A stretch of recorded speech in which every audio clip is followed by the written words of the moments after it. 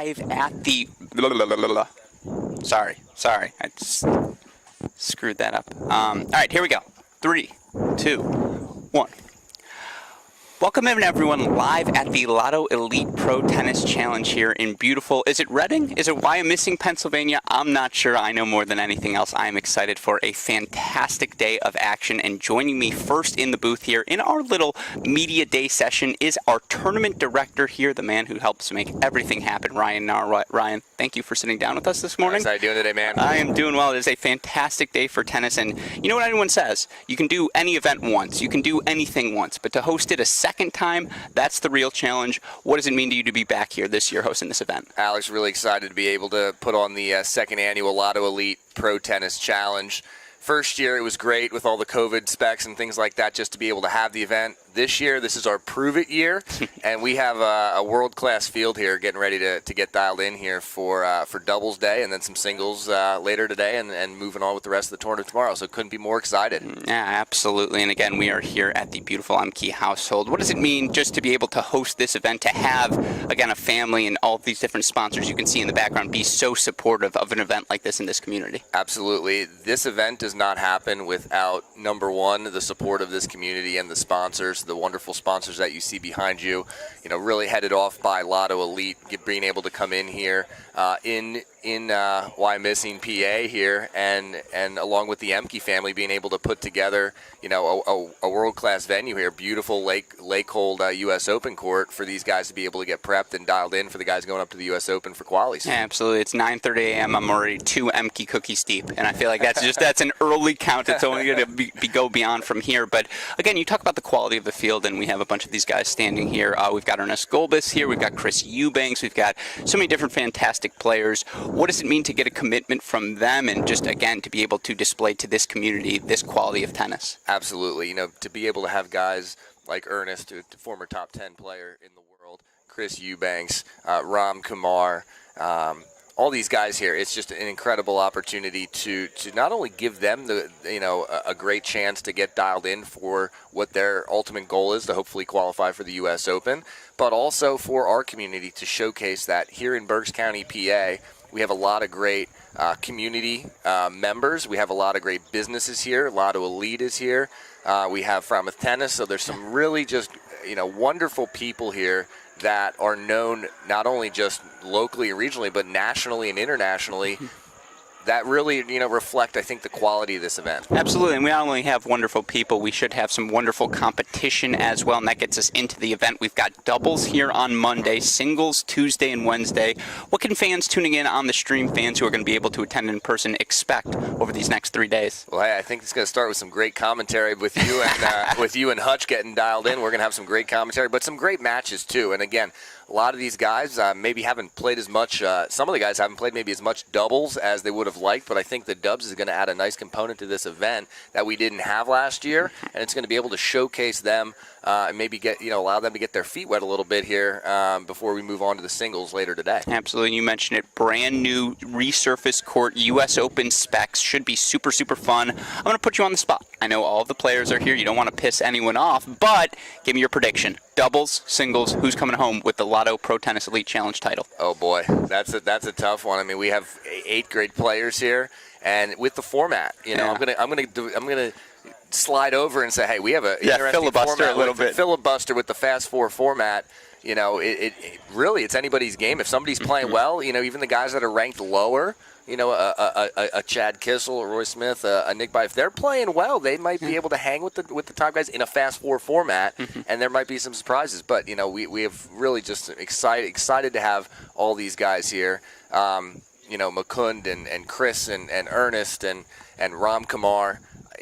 Anybody's ball game. Yeah, absolutely. It should be a super, super fun event. Well, again, we wouldn't have this ball game without all the work being done by you, with all the people behind the scenes as well. So, Ryan, thank you so much for having our Cracked Racquets teams here. We're super, super excited to watch this event unfold. And again, we appreciate you coming on and having us here on site today. Hey, thanks, Alex. Really appreciate it. And yeah, anybody needs tickets, www.berkscountytennis.org. You can come here if you're in the Pennsylvania Reading area. If not, check it out on Cracked Racquets. I'm working this joke all week long. You don't want a while missing out, so be sure to be here later today. Again, Tournament Director Ryan Nahr, thank you so much. Thanks, man.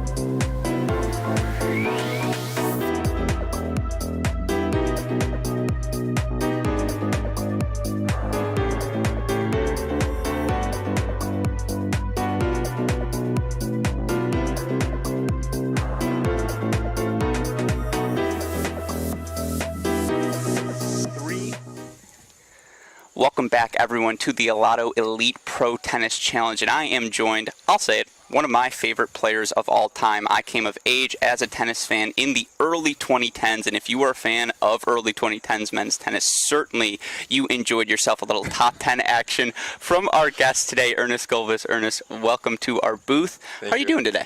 Good, good. Yeah, you excited for a little exhibition action? I know we've got the U.S. Open on the horizon qualifying, but what brings you here to Pennsylvania? Just trying to get some practice matches in? It's about practice because unfortunately there are no events coming to US Open, and it's really hard if you've been in Europe for a while. You've been playing only on clay. So if you're not ranked, let's say 150, you're not able to get any competition match on hard court.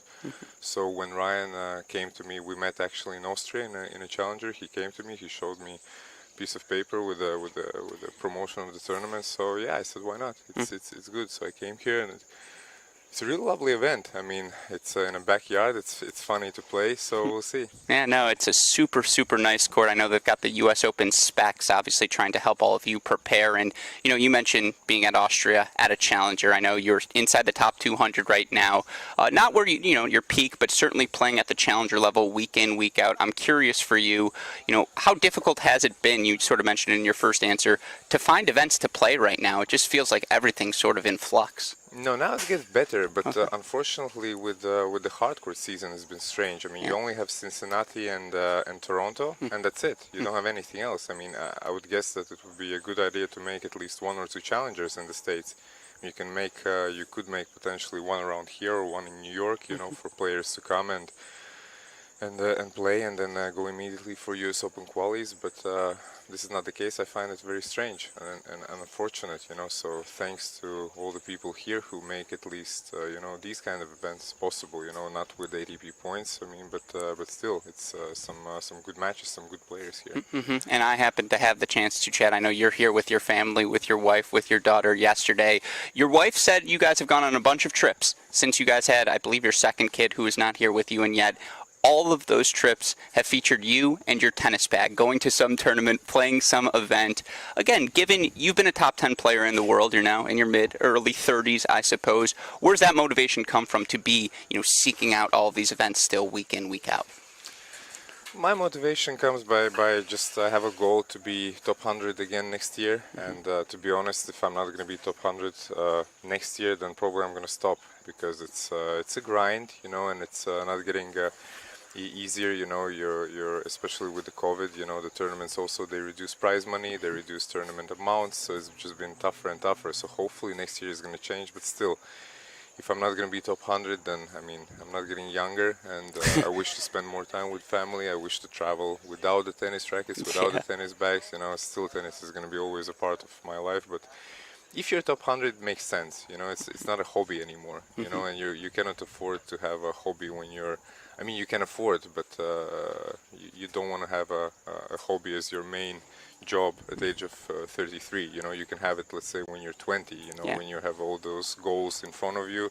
You know, now I just have to think a bit differently. So yeah, next year is going to be important to get back. I was going to say, you don't look a day over 33, so it makes sense. You know, Sorry? You don't look a day over 33. You look very young still, my friend. But no, I'm 25. Yeah, so there we go. But if you saw underneath this hat, you'd say maybe 30, maybe 35. So I'm doing a good job of hiding it. But of course, again, we've got the U.S. Open on the horizon. No fans in qualifying this year, but still to be able to compete in that event, to get back to the Slam. What does that mean to you? What are you looking forward to in your time in New York?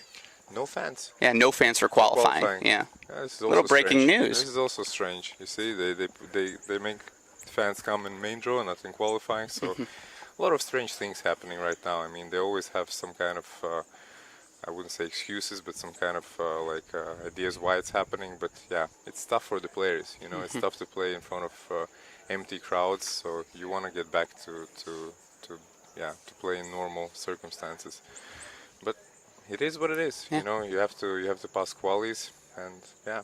It is what it is. No, absolutely. Well, then I have to ask you some fun questions before I let you go. I told you this last night.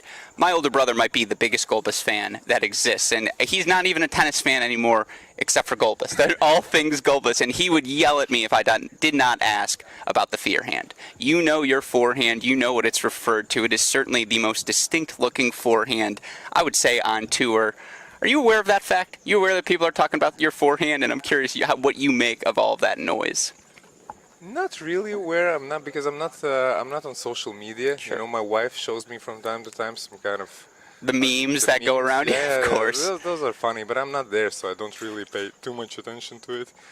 But yeah, some of them are funny. Yeah. No, the key is have a sense of humor with it, right? And enjoy them all. And, you know, again, in terms of the sense of humor, the enjoyment of the tennis world, you are here with your oldest daughter. What does it mean to you to be able to just have a couple of tournaments, a couple of years to travel with her, get to show her what you do? It's big, you know, it's big because, I mean, now she starts to get older, she starts to understand, you know, what's happening, she starts to enjoy it, so hopefully maybe in I don't know, half a year, she's gonna start playing also. You know, my son, he's 1.5, he cannot stand a minute without a ball in his hand. Of course. So he's much more sportive than our daughter, but yeah, they're both gonna play, and I mean, no pressure. I mean, I grew up also without any pressure. You know, I was practicing maybe 2-3 times a week until age of 10, 11, you know, and I think that's the key, you know, for young kids growing up, that you don't overdo it. I mean, you're gonna have time when you're gonna need to overdo it, you know, when you're gonna need to work double or triple the normal amount, you know, but when you're young, just explore, just have fun, and that's what I wanna show my kids, you know, that they can just enjoy it, you know. Will you ensure they have your forehand technique, that it lives on for another generation? Opposite. Yeah, completely fair. Well, Ernest Golbas, thank you so much for taking the time to chat, and good luck to you this week. Thanks a lot. Thanks.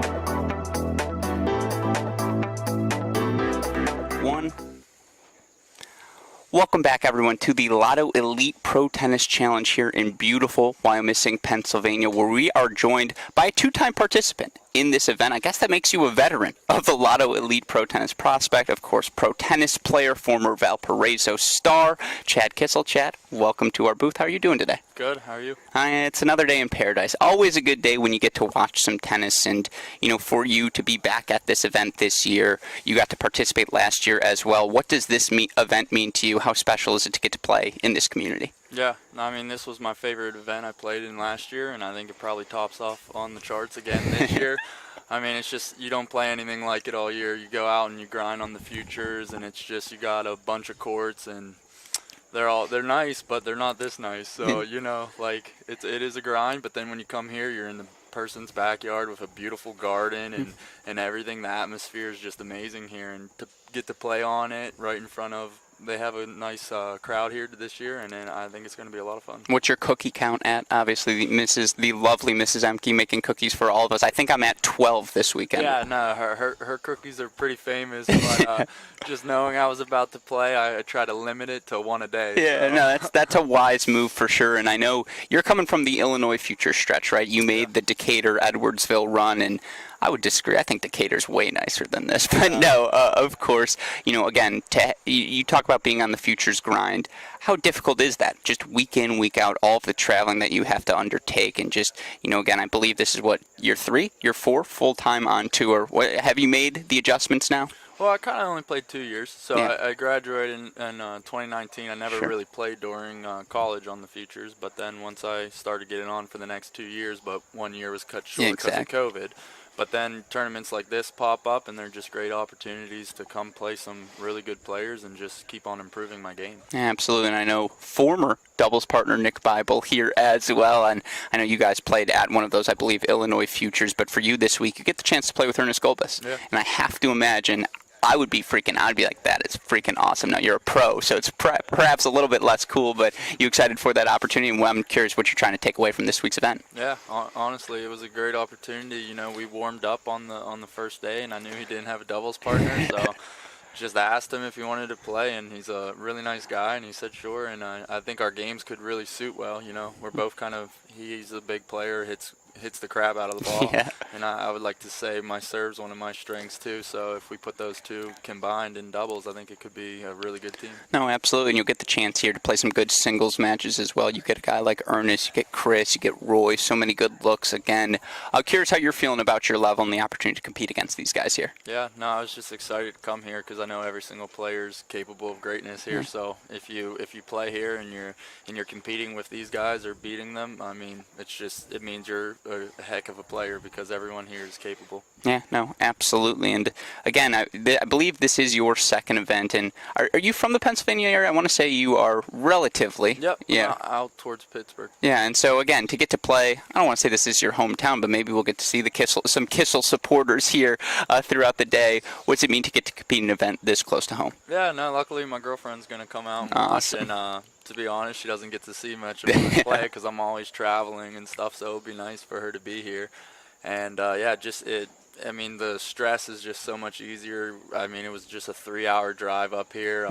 I'm staying with a friend, and it's just way easier. I think I'm going to be very comfortable and just hope to play some good tennis. No, absolutely. Well, we look forward to seeing that. Now, I don't want to, throw too many serious questions at you, but I am curious, given the schedule here this year and just how difficult it has been to find competitive opportunities, in particular in North America, in the United States. How difficult has that been for you from a scheduling standpoint, just trying to figure out where you're going? Yeah, well, maybe the scheduling was pretty hard, but finding competitive tournaments wasn't because all the futures, the 15 and 25 days are stacked this year because there's not as many. So every tournament you go to, they're stacked. So that's the fun part. But just scheduling, I tried to go overseas a couple times, but to Russia and Egypt, but just a few complications with the COVID, got stopped at airports for like 40 hours, and I just didn't find it worth it. So then I kind of just stayed in North America, went to the Illinois swings, and then I'll be down in Texas I think there's one in Texas and Arkansas, so I'll play those. And maybe when things start to clear up and get a little bit easier with traveling and all the restrictions, I'll try to go overseas again. And you talk about being stacked at the futures. You're a 4-time all-conference player. It feels like you look through the qualifying draw, it was like Ponwith versus something ridiculous, just all Americans playing first-round qualifying at these events. What is that level like in the futures right now? And I'm curious what you think about your level as well compared to those guys. Yeah, no, it's fun. I think if you don't want to beat the best, you're not going to be the best. So, I mean, it doesn't matter when you play them. Yeah, it's in just qualifying, and you're playing a guy 500, 600, 700, and you usually don't see that until the main. But, I mean, it's just good opportunity to get better matches quicker. And, I think any given day I'm capable of beating really good players. It's just I kind of have to worry about my game, and if I'm on, I'm going to be on. So, it's fun. I like the challenge of going to these tournaments and having to beat harder players because in the end, if you want to kind of climb to the top, you're going to have to beat them sooner or later. No, absolutely. That's half the fun of this game. Well, of course, again, my final question for you before I let you go. You get to play with Ernest. You guys taking home the title? There's a lot of good players here, so, if we play good doubles, I think we have a great shot, but I know there's other people that are definitely worthy and capable too. So yeah, that's an incorrect answer. The answer was yes, we're winning the title, but I'll take it as well. Chad Kissel, thank you so much. Good luck this week, and we'll get to chat with you soon. Awesome. Thank you.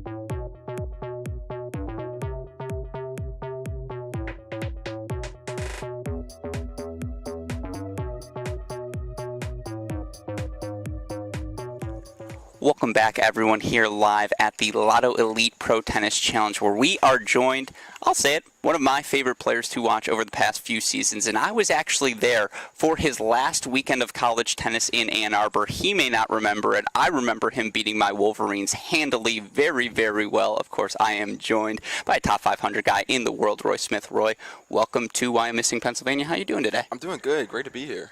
We appreciate having you. I know it was a late arrival for you last night. We're throwing you right to the wolves. You got to do the media session today, tennis tomorrow as well. But I'm curious, I'm looking through all of your results. You've done a lot of traveling this year, just finding different events. How are you feeling about your game right now? I'm feeling pretty good. I'm gaining more and more confidence. Just going week in and week out, just playing more tournaments, finding myself on the court, and finding how my game style really. Yeah, no, absolutely. And I think anyone who watches you play power tennis, very, very easy for you to generate the heat. I'm curious for you, though, again, finding your rhythm. I feel like you're definitely a player who thrives when he has his rhythm. I suppose you could say that about everyone. But, for you, the traveling this year, how difficult it's been finding events. I noticed, again, some weeks you're in Mexico, other weeks you're going here. How difficult has it been for you from a scheduling standpoint to just find a way to maintain your rhythm? Yes, the scheduling is pretty different this year, especially because of COVID. Yeah. Finding like probably the best event that you can play in at the time. Seeing what country you can go to, maybe the easier countries to go to. Mm-hmm. Also, you gotta look at the draws too.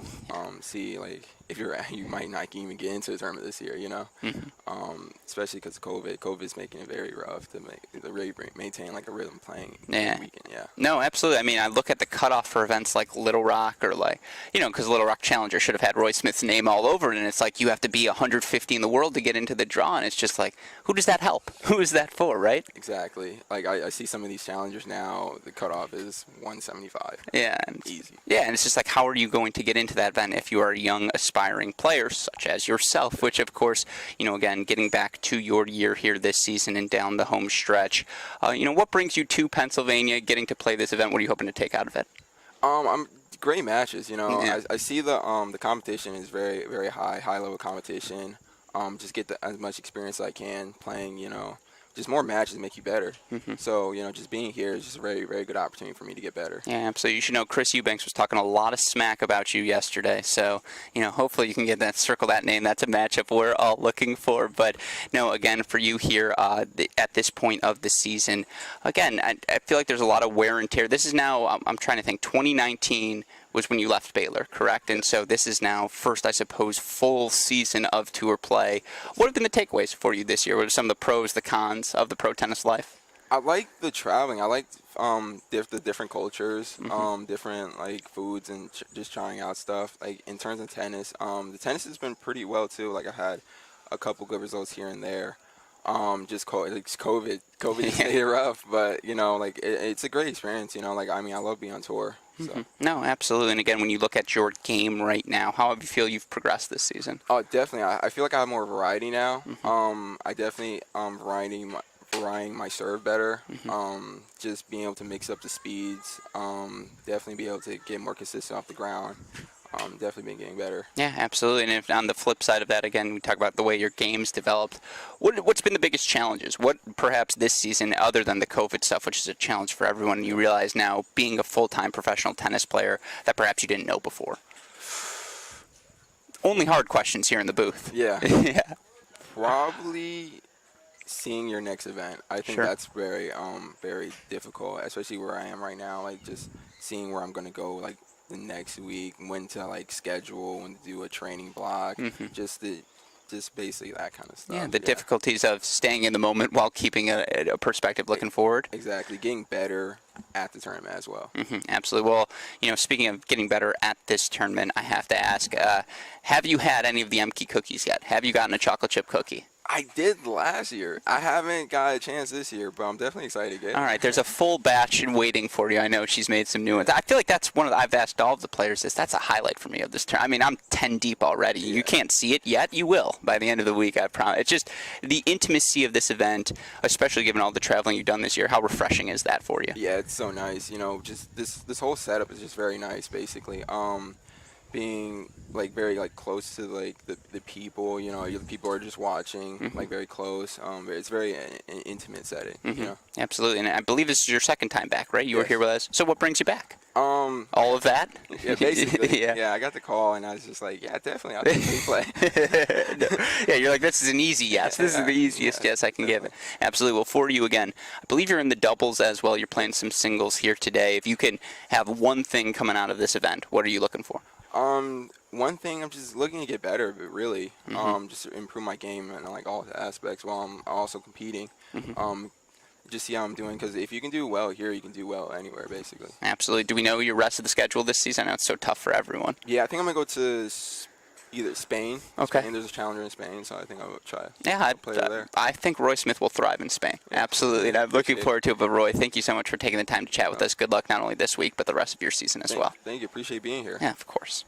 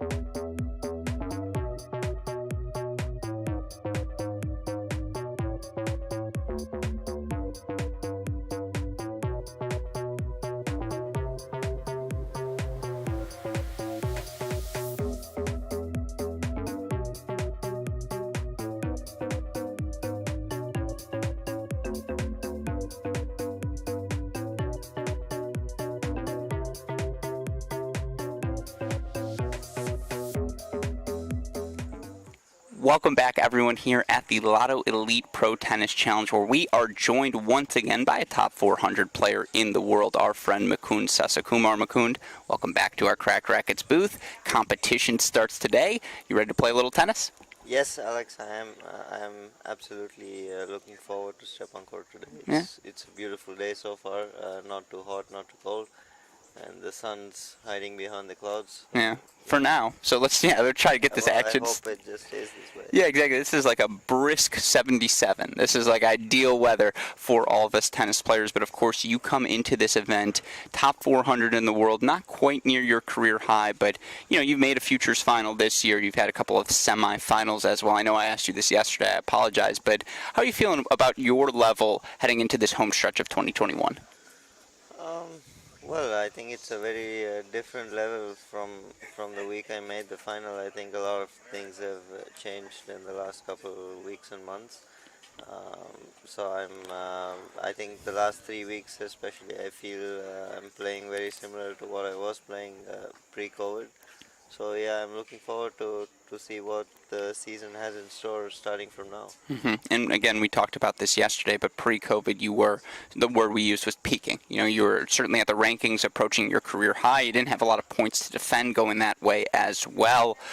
Again, how difficult has it been for you to regain that proximity to your close level? How difficult has it been you to just play enough matches to feel like, okay, I am back comfortable and I've refound my tour legs? Well, it was a tough journey, definitely, because I had to start from scratch again and play a lot of the guys who I wouldn't be thinking about playing a couple of years ago. But yeah, well, I had to do it. There was no other easier way out. I had to go through the grind, and there was a lot of tough practices, a lot of monotonous practices that you get the habit back of playing. Because it was all about volume, it was all about the hours on court, so we had to put it together, and I had a lot of support from my coach as well. He was a great helping hand, and he was always strong. He was sure that he was always assuring me that we're gonna get back to the level soon, so that made things easier, of course. And I had a great set of friends who were always there, and my family. So it was. Yeah, all right. No, I love the idea of a monotonous practice. To me, like I'm imagining just like backhand after backhand after backhand, and you're just firing, 100 balls after 100 balls. But, I know earlier this season, I want to say it was 8 weeks in Egypt or something Yeah, like that. yeah. How difficult is it not only to be away from home that long, but just 8 weeks event after event after event? What were your takeaways from that time in Egypt? It was a very challenging period because it was just getting at one stage very repetitive. Everything, the player area and the restaurants and the food and everything. But I also met a good friend of mine who I am good friends with now.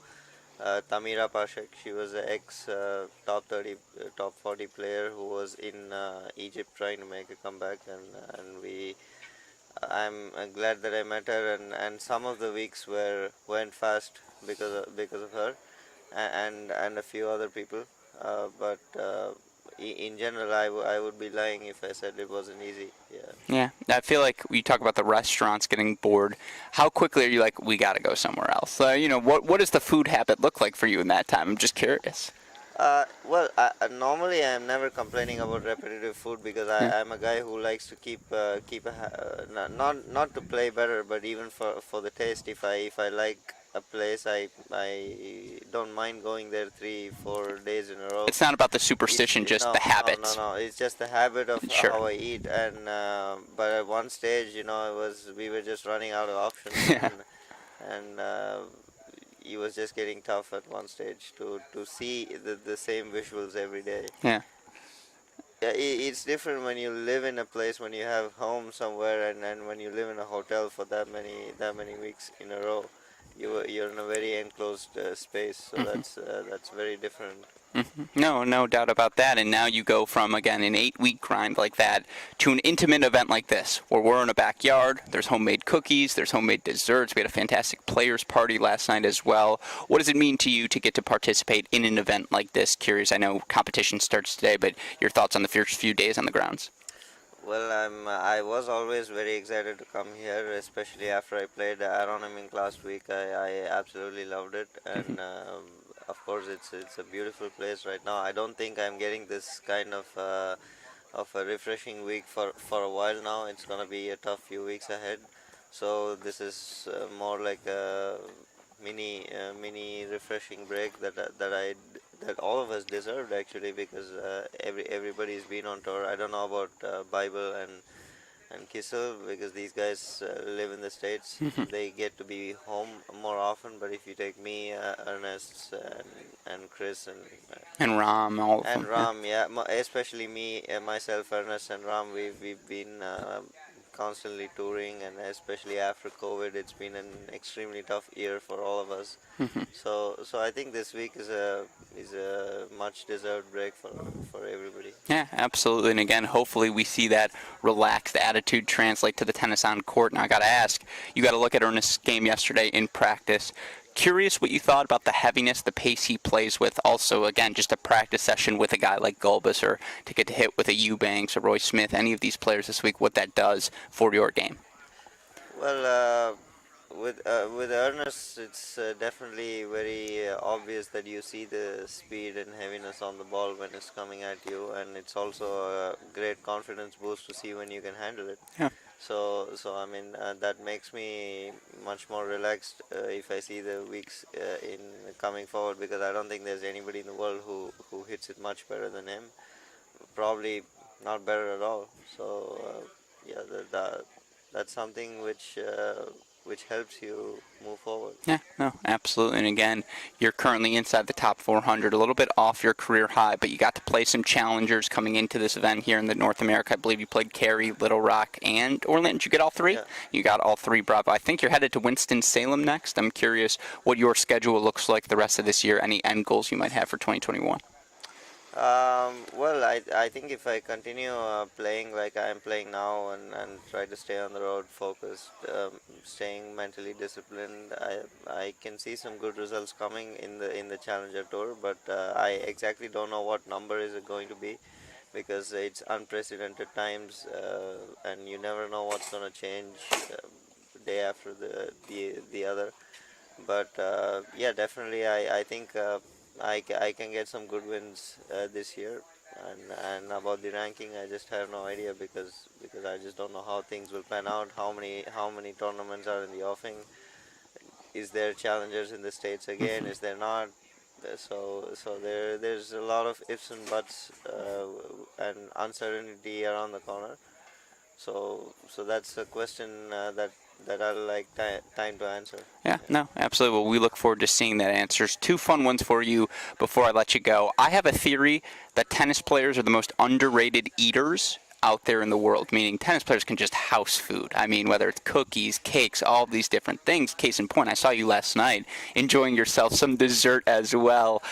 Your highlights again of the MK spread. I feel like last night, was it the cheesecake I saw you going for? Was it the chocolate cake? It was I good had across the board. Cake. I had the chocolate cake, and it was fantastic. I think it was coming from one of the best bakeries in town, so it was a great experience. It was very rich and tasty. Hopefully I didn't end up eating too much. But yeah, I mean, tennis players.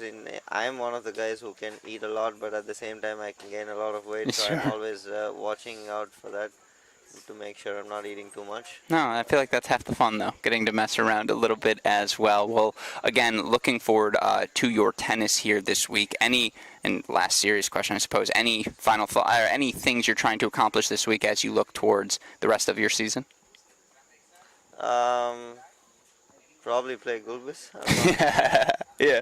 No, that's a win, right? Exactly. Come home, get the title, and again, 24 years old, I feel like you are well positioned to be making a big jump. I know we are going to get to see you as Challenger fans who watch our Cracked Rackets gear. We'll get to see more and more of you throughout the rest of this year. So, again, Mukund, good luck to you throughout this week. Good luck to you throughout the rest of the 2021 season, and thank you for joining us today. Thank you, Alex. Of course.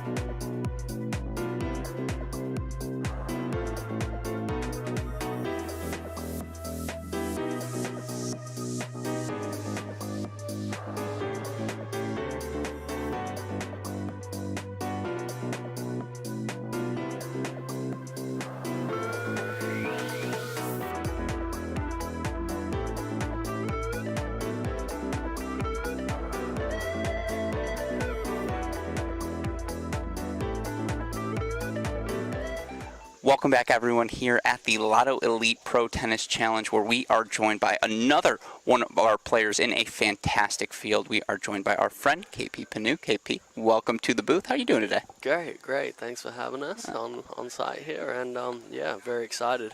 Yeah, no, it is our pleasure to have you. And of course, I believe first year, did you get to play this event last year? No, first year this year. Yeah, and so I'm curious your thoughts. I know you were here at the Players Party yesterday. We got to enjoy just the intimate setting of this event, what it's like to get to sneak in an exhibition in an otherwise, super busy year.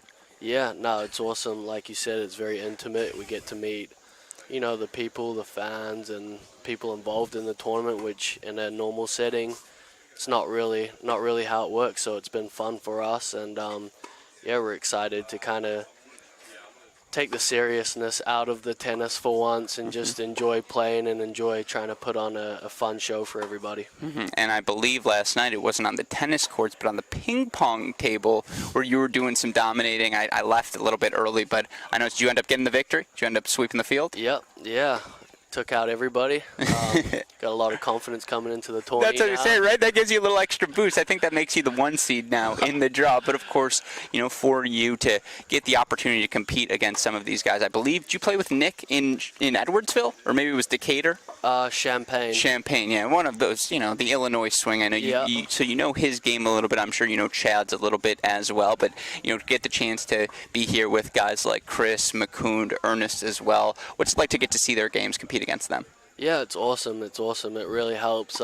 Helps you understand where your game is, what you need to improve to obviously try to get up the ranks. So, no, it's exciting. And yeah, just a great opportunity to just have some fun, improve the game, and yeah, enjoy the process. Yeah, absolutely. That's half the fun. Well, for you, you got to go through the Illinois swing. Did you do all three? Decatur, Edwardsville, Champaign? I did not. I believe I just did one of them. Okay. Yep. But they say the Illinois futures are a rite of passage. They say until you go through Decatur, you haven't really made it as a pro tennis player. But I'm curious for you, just again, the grind of the futures circuit week in, week out, particularly given everything associated with COVID, how difficult that's been for you to negotiate this year. Yeah, it's definitely tough. Draws are stacked. You really have to enjoy the grind, to be honest. It's not glamorous at all. Pretty brutal at times, to be honest. So unless you really enjoy the grind, it's quite miserable. And yeah, I think COVID and all these other factors just kind of add to what it is. But it is what it is at the end of the day. The way I look at it, we get to be on a tennis court all day, whereas, people are sitting behind a desk or doing real jobs. Doing real jobs, so exactly. Yeah, there's not too much to complain about. No, that's an excellent perspective to hear. And, again, I feel like it would have been pretty easy because I'm pretty sure New Zealand, I'm a little bit off on my geopolitical thoughts, but New Zealand was pretty good on COVID early on.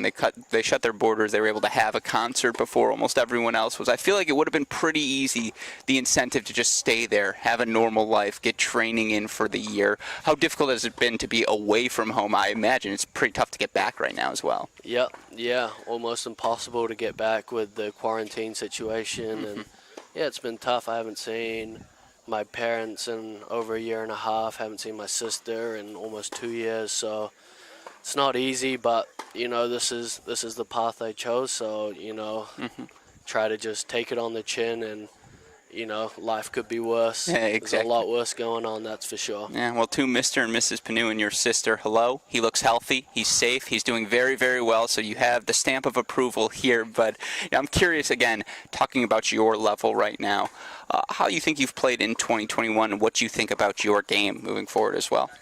Yeah, I think I've played well. The results haven't been great, to be honest. I've been close to making a few deeper runs, but me and my coach, Heath Waters, just from the beginning, we're just trying to focus on the level and developing a game that can translate well past the futures. In college and growing up, I was just really a grind, which works, in the futures grind. It can equate to success, but if you really want to make it on the tour and the challenges and beyond, you got to have some weapons. You got to take the points. You got to play aggressively. So that's really just trying to remodel my game a little bit and work on a few strengths. So in terms of the results, it's been so-so. I've had some pretty solid results, but in terms of the development, it's been great. So just trying to build, improve my game, and get ready for the next stage. Absolutely, and just some last questions for you. Again, heading into this week, given the competition, what are you hoping to take out of not only your doubles matches, but the singles you'll be playing on Tuesday and Wednesday as well? Yeah, I'm just really going to be focusing on the game that I'm trying to build, and it's a great opportunity to get to play against some of the higher ranked players and see how it equates, but it's just a perfect opportunity to have some fun. Awesome environment, awesome court, and yeah, like I said, just not focus on the winning or losing as much as developing the game that can take me far. Absolutely. Well, the question I'm asking all of the players here, cookie count. I know Miss Zemke, delicious chocolate chip cookies, world-renowned. What are we at from a number standpoint for you, and how distracting? I feel I'm 12 deep, and it's 9:30 a.m. on day 2. How are you feeling, and just, again, the intimate environment here?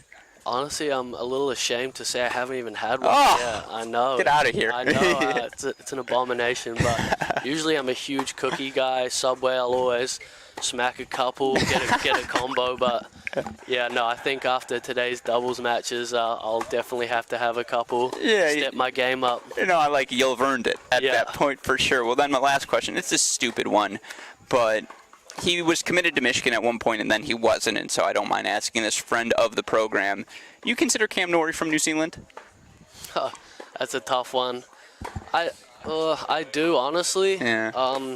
I'd claim him. I'd be like, Yeah. he's ours. We're taking him. Yeah, for a while there, he was under the New Zealand flag. I grew up. I played a bunch against Cam. So I figured. Saw him around. He's a little older, but yeah, us Kiwis will definitely claim him. He's in the singles realm. He's our claim to fame right now. But no, he's doing awesome. I'm happy for him. He's having an unreal season. So can't really complain too much about him making the transition over to GB, because, I mean, look what it's done for him. I think he's top 30 now, so, yeah, props to you, Cam. Yeah, I feel like there's definitely a boys 12s New Zealand local that has KP Panu versus Cam Norrie, and it's probably just like one of those early round matches, Yeah. but that's half the fun as well. But again, KP, looking forward to getting to watch you compete here this week, and appreciate you taking the time to sit down with us, and good luck, obviously, at this week's event. Of course, yeah. Thanks for talking. Of Cheers, course. mate. Yep.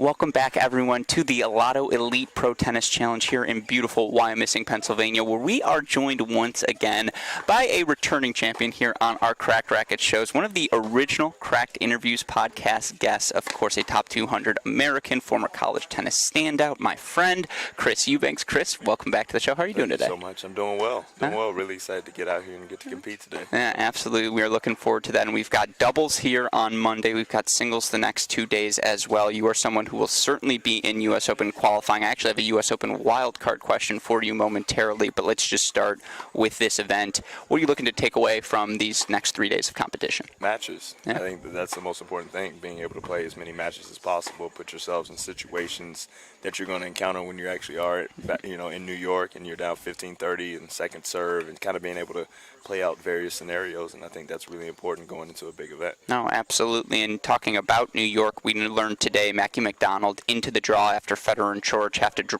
pull out. Dennis Kudla's the next one to get in. And, coming in, these are things I talk about, but there are 8 wild cards available for the USTA. Brooksby, Nakashima, you can lock those in. Riffis won NCAAs, and then you've got Svida, who just won Kalamazoo. But outside of that, there are 4 wild cards remaining. Mitchell Kruger, Bjorn Fratangelo, Jack Sock, Chris Eubanks. What do those 4 Americans have in common? You all won challengers this year. In my opinion, you're a top 200 guy. I think you're worthy of one of those wild cards. Is that something? And I see a smile on his face. I hope you can all see it. He's like, shut up, Alex. I don't even talk about this. But I'm curious if you think you are deserving of one of those wild cards. I know you're ready to play qualifying, but I feel like you've earned it. Well, I talked to one of my college coach at Georgia Tech, Kenny Thorne. He always made the point to say a wild card's a gift. No one's deserving, no one's undeserving. Sure. So he drove that point home. I remember in 2017 after I got the wild card into Atlanta and I got the wild card into the U.S. Open, and there were a lot of different opinions on whether or not I was deserving for the one into the U.S. Open. And his opinion has always been, no matter if I've received a wild card or didn't receive one, a wild card is nothing but a gift. So whoever gets it, whoever makes the decisions, USTA sees them as deserving of it. So at this point, the only thing that's set in stone is me playing qualifying. That's kind of where my focus is. And then, we kind of will shift things if something were to change over the coming days. Yeah, absolutely. Well, hopefully, I will be knocking on wood. I will be keeping an eye out for that fact because I certainly think you are deserving. But of course, with New York on the horizon, you've played in the U.S. Open before. You know the level it takes to compete there. How do you feel about your level right now? I want to say 25 years old, certainly starting to get your sea legs under you on tour. How's Chris Eubanks playing? Playing pretty well. I think this year, as I told you yesterday, he got off to a bit of a rough start with some early losses, some tough losses. But I think I'm starting to find myself. I'm starting to find my joy in getting out here and competing every single day. And the training has been fun and just kind of being ready to compete. I think being primed and ready to compete, doing as well as I can when given the opportunity. And I think that's where I'm sitting at right now. And I'm really excited to be able to get out here and kind of show. You know, it's no way to tell unless you get out there and see it. So. No, and not to get too meta here because this is more a podcast question than a live interview, but in the times you're struggling, I'm curious, is it more mental? Is it more physical? Because I watch you play. I feel like the serve, you're going to hit that 130 no matter how you're feeling mentally. And the forehand, it's going to be big. The backhand, it's going to be big. When you're going through those periods of struggle, is it more physical or mental? For me, it's definitely more mental. Definitely more mental. Thankfully, I'm going to knock on wood now. I haven't had too many serious injuries that takes me out for an extended period of time. My body is usually pretty intact. It's just a mental thing. It's you kind of get worn down traveling week after week, losing first round, second round. You come up with a very big win in the second round, and then you lose to a guy that you felt like you should have beaten in the next round, and you're questioning. There's so much questioning that goes on in tennis. For me, it's 100% mental. Luckily, I think my physical abilities will be there. My hand speed will be there. Certain things, it's just being able to get into a mindset every single match, no matter if it's the U.S. Open or if it's, you know, the second round challenger. Being able to take the same approach, and sometimes it gets pretty difficult, especially when you're on the road for week on week. And, yeah, so I think it really just boils down to mentally and, you know, mental fatigue and kind of being able to lock in when you can. No, absolutely. And we hear so many players echo that as well. Now, I am curious on the flip side, your tennis game, physically, and having watched you played a comfortable amount, I would say, over the course of your career. Feels like this year in particular, there's a comfort level on the backhand, in particular, the backhand return. Am I on to something here? Has that been something, you know, a point of progress for you? Has that been something you've been working on? And again, your game specifically, what are the jumps perhaps you've made this season? Well, my return in general is an area that I always can get better. I can continue to progress on, and I kind of, like you said, I know my serve, I know my forehand. Those things I can pretty much take to the bank. Sometimes I might get the yips on the forehand on a big point or something if I haven't played a lot of matches, but for the most part, I have full confidence in my serve, full confidence in my forehand. The backhand return is an area that we've been really, really working on and just solidifying. And whether that's chipping it, whether that's hitting it, just somehow finding a way to put the ball back in the court and on the other guy's side.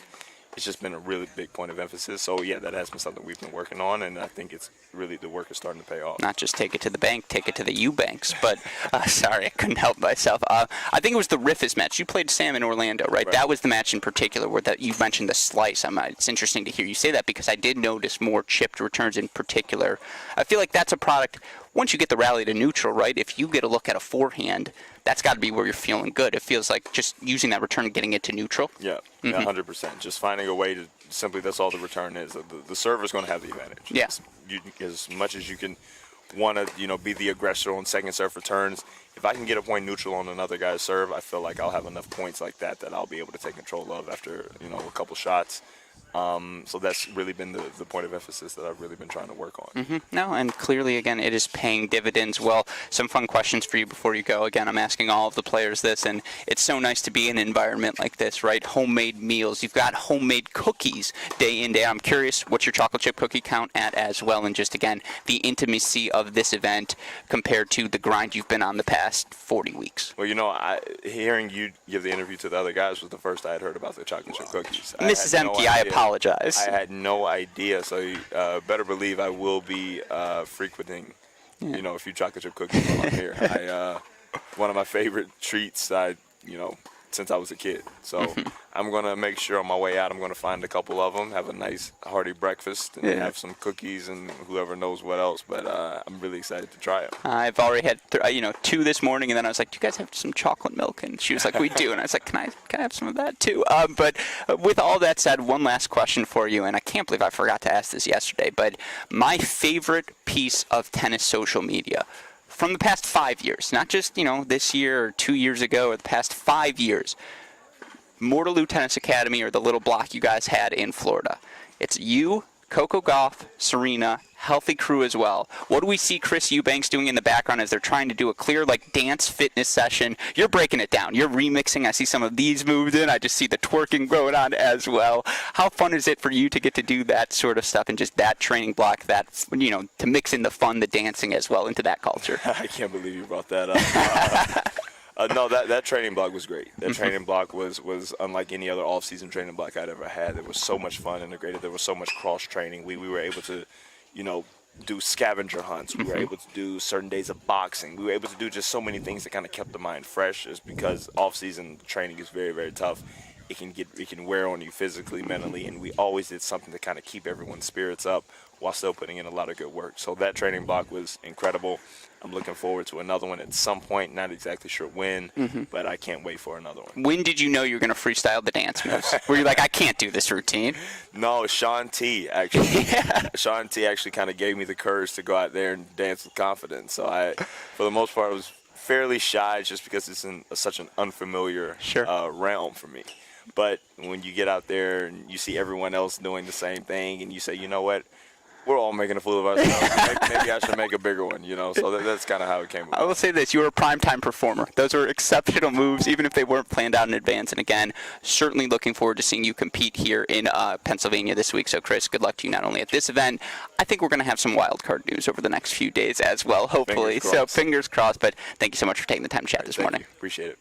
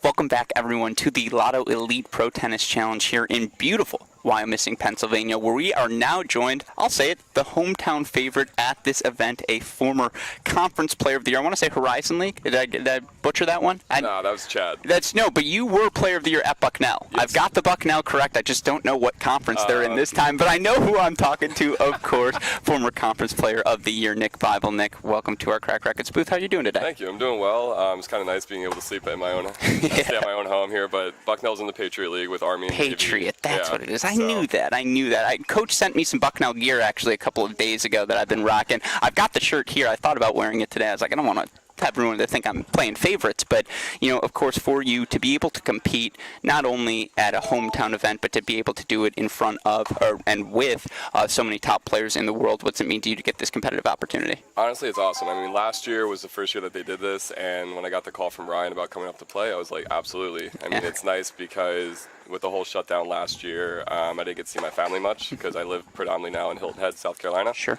And be able to come home, see them, and then get to come out to watch me play because I usually travel internationally, and so they don't get to see me play much. So with them being able to come here, it's really nice. Yeah, no, I imagine that. And again, beyond even the family and the intimacy, the chocolate chip cookies, I know you're I feel like you're in double digits now. Like, easily. For sure, yeah, easily. You know how hard it was to say no? I didn't. Don't worry. I'm making up for the rest of the field. But for you in particular, and I think are you playing with KP this week? Mm-hmm. So you're playing with KP, and I believe you guys just played a future together in Illinois as well. But to get the chance to match up against guys like Gulbis and McCoond and Roy and Chris and I can name the entire field. What does it mean for you? Again, from a tennis standpoint, what are you looking to accomplish this week? I mean, it's fun because, this whole time, especially with the shutdown, we're trying to put in as much training as we can, and with limited number of tournaments here in the U.S. and being able to travel, it's hard to see where our game matches up with the best, and with the whole protective ranking system right now with COVID and how your points match up, it's really hard to move up in the rankings.